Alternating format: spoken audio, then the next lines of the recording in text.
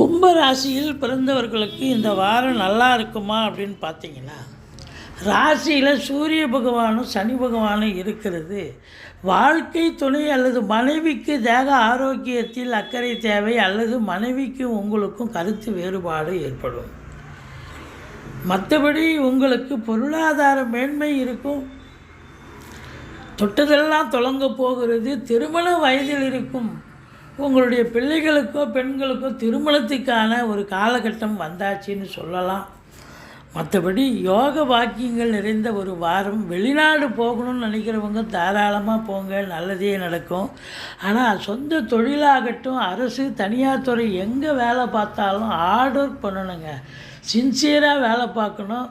மேலாமணிக்காக இருந்தால் முடியாது. உங்கள் எஃபர்ட், அதிகப்படியான முயற்சி தேவை. 8 ஹவர் டியூட்டினா 10 ஹவர் வேலை பார்க்க வேண்டிய சூழல் ஏற்படும். இன்புட் இருக்குது.